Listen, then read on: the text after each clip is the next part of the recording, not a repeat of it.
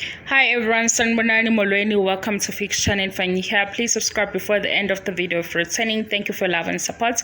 I appreciate you. Laconco versus Makhumalo, Real Housewife of Durban. Siyazi ukuthi kuyashisa kunomlilo abantu bathukuthela abanye bathi nje uLaconco uzikhiphile kubona because lento ayishilo ngoMakhumalo kubukeke sengathi uyam-undermine.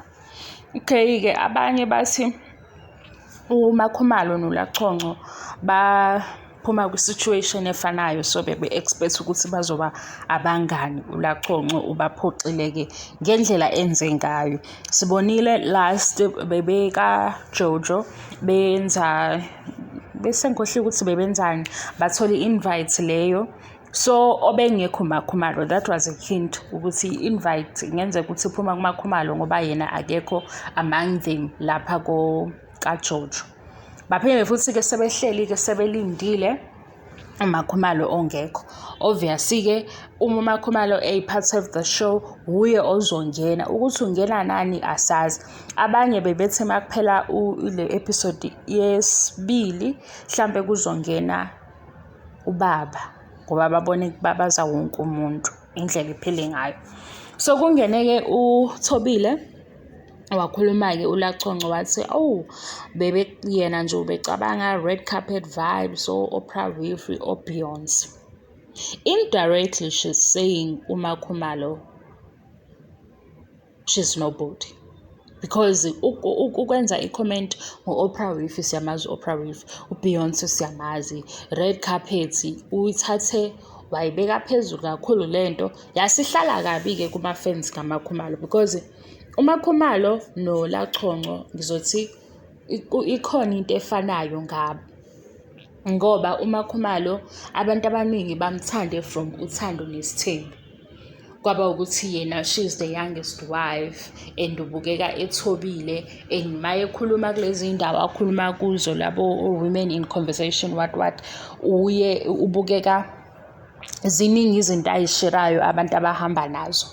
NoLaconco ukuleyo character efanayo nekaMakhumalo, waziwe ngobaba, waduma, kwagcwala ukuthi hawu, kodwa-ke kwaseka abantu-ke bathola ukuthi sebemthola kwi-show sebelazi elinye iside lakhe. Nakhona-ke phela ziningi izinto azifihlayo, kuyabonakala ukuthi uyafihla, akakhulumi kakhulu nge-relationship leya endala ngoba ushilo ukuthi iphelile. Ngesikhathi ekhuluma noSorisha wathi akacabanga ukuthi ukhona owesifazane ongangaye owathola uthando ngaleya ndlela. Number 7, ekhaya elikhulu and kunoma ngaphambili. Ama-comments njalo lawo ashow abantu ama-fans kaMakhumalo. Mina ngishilo ukuthi ngizogxila kakhulu kuma-comments today ngoba ngiyakusaba ukushisa. Ngiyasaba nje ukuthi nina niyahliphizana njengoba ade nihliphiza uLaconco. Basebenza abantu number 7 uLasi wase-complaina ngesikhathi kade yena i-choice yakhe ukuthi abe number 7 kwisithembu sikabani. Ngathi mina hayibo, sekwenze njani manje kanti uLaconco u-10 kangaka. Ngabuyela ukuthi ngiyibuke leya part ukuthi u-10. Hayi akashongo kahle bafethu, ukhuluma nje iqiniso. uLaconco phela ubengalindile yedwa, ubelindile nabanye. Ake sithi-ke labanye-ke bavalile-ke bangakusho ukuthi hawu waze wasilindisa. Yena indlela asesho ngayo usethatha nje uMakhumalo usemenza umuntu nje odelelekile, kanti uMakhumalo unama-fans amthandayo, angasho noma yini amfelayo. Same way uLaconco naye nama-fans azomfela, azothi hayibo phela uLaconco nje mayekhuluma noma egqoka uthobile. Mase bethi abanye-ke ube ubani before ube yi-motivational speaker, before ube ubani, ngoba phela naye ufike wagibela kule bus le yamgibeza yasimbeka la phambi kwethu. Mase phambi kwethu kwasekuthiwa nangu uLaconco bani. Hayi wavela kuLaconco. Mina into engiyibona ngaye, angisho kabi lento, ngicela ukuthi ni-understand leyo part. Into engiyibona ngaye uLaconco, she's trying too hard to prove a point. Ngobani? kubhalwe kakhulu ngaye emaphepheni. So manje sekungathi une-assignment yokucorrecta le mbhalo ebigcwele ngaye emaphepheni. Kanti sisi impilo, i-choice yakho, i-decision yakho, wazikhethela. Angeke uphile ufuna ukuconvince abantu ukuthi hhayi angiyena lo muntu, ngoba abantu bathe phela vele imali ne-status okwambeka laphaya. Manje usezibona ukuthi usengcono, yikho esekhuluma ngoMakhumalo kanje. Kodwa futhi-ke yena mayethi ubelindele o-red carpet vibes, hhayi bo phela i-invite ibingaphumi le eKapa nasePitoli noma le ekhaya elikhulu. Obengekho uMakhumalo. Mayesengena futhi uMakhumalo akangenzi ngathi ubeselindele ukuthi kungene kuthiwe kuvuleka kuthiwe ngosisikeleli Afrika, kungene the former or the current president. Kanjani? Hhayi, bamhlalisile phansi. Amafenzi kaMakhumalo amhlalisile phansi lacwencwe. Athi hhayi, asimazi naye asimazi. Naye wayeyimisele ngokuthi abe unumber 7. Manje useqinela uMakhumalo. Mina ngicela ukunitshela-ke bafethu, hhayi kabi. I-show ifaka idrama ngamabomu ukuze abantu beqhubeke bebuke i-show. Kufanele ibe nedrama ukuthi-ke ubani ozovela nokushisa, kodwa idrama is part of the show. Yingakho nje ngubani u-Annie ehleze enama-comments nje nawe akushiya ubabazi, kuyi-part of the show. So noLaconco ayi mnikezeni i-break. Yebo phela ezinye izinto abantu abayishoyo zikhona ngoba vele naye ushilo ukuthi ngale kuphelile ngoba abantu abaningi basuke baba ne-interest ku-relationship yakhe, bayenza kwaba yi-public thing. Hayi bo, hayi ubaba i-KZN yonke ubaba. So uma kuyinto ethinta ubaba izoya public. Kuyimanje abantu basanganile bagijima benza zonke izinto ade bezenza ngoba bekunyakazisa ubaba. So nje makuthiwa baba i-KZN yonke isukume ime ngeenyawo.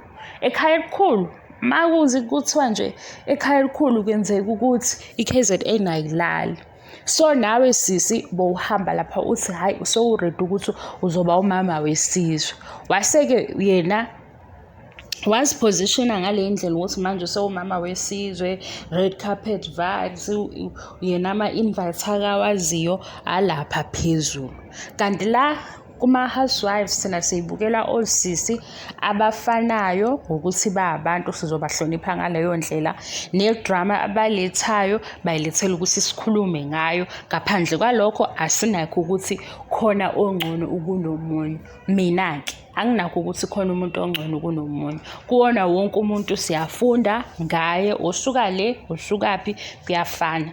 Ndi-ke makuthiwa-ke khona oletha idrama ngizoza la. Ukuthi she's your favorite uzokuthatha ukubeka eceleni futhi ungangithukeli-ke mina indaba yeshow. Ungaze ulenze lelo phutha, ungithukela ishow. Ungithukela ukuthi othobile laphaya bathe uthe yena uzoyingenela akhulume ngaye, akezi noMseleku, akezi Nes'thembu, nje she wants to shine nokuthi ebonakale nabanye abafazi bekhuluma.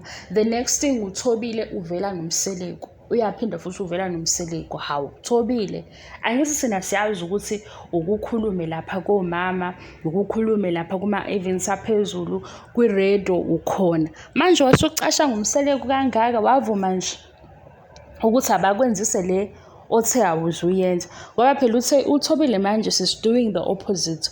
Uthe mayengena kwi-show uzoziveza ukuthi ubani ngoba naye uMakhumalo. Unezinto zakhe ezuMakhumalo, umshado wakhe awumdefine. Hayi sayibamba leyo sayishayela ihlombe. Nangu Thobile noMseleku wakhe. Kodwa phela uMseleku-ke uyena uhusband kaThobile.